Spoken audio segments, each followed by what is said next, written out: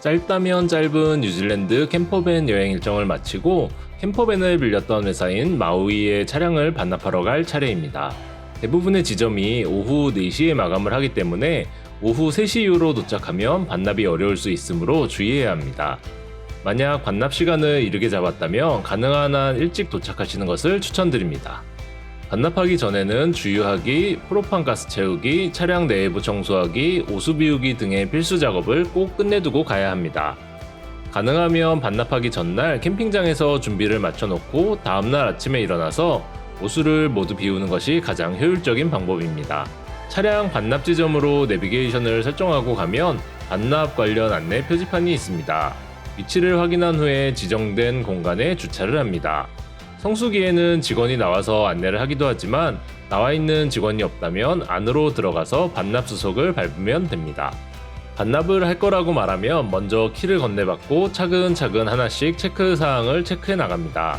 차량 사고 또는 새로운 데미지가 있었는지, 오수를 다 버렸는지, 기름과 프로판 가스를 채웠는지, 퍼스트 에이드 키트를 사용했는지, 냉장고를 비우고 청소를 했는지, 그 외에 차량에 문제가 있었는지 등의 질문을 하고 그에 맞게 대답을 해주면 됩니다. 모든 체크리스트를 확인하고 나면 직원이 키를 가지고 캠퍼밴으로 가서 해당 내용들을 재확인하고 돌아옵니다. 사전에 이야기했던 부분들에 문제가 없다면 주행 세금 등 반납 시에 내야 하는 비용을 지불하고 최종적으로 마무리됩니다. 가능하면 영수증을 꼭 챙겨두는 것이 좋습니다.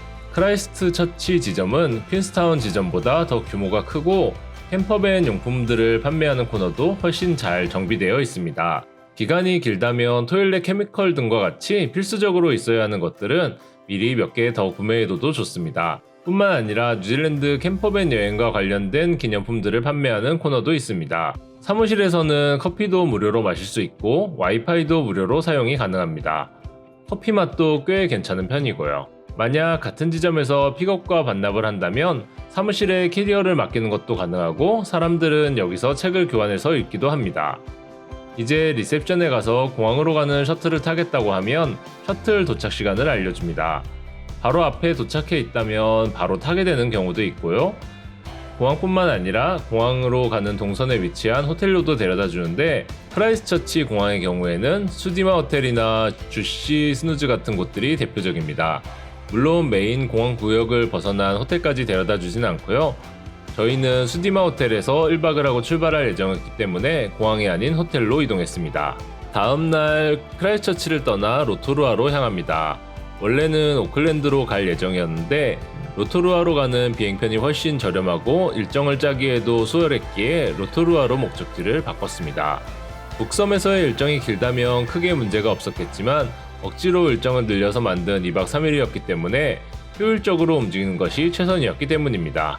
이제 짧지만 열심히 돌아다녔던 뉴질랜드 북섬에서의 일정이 시작됩니다.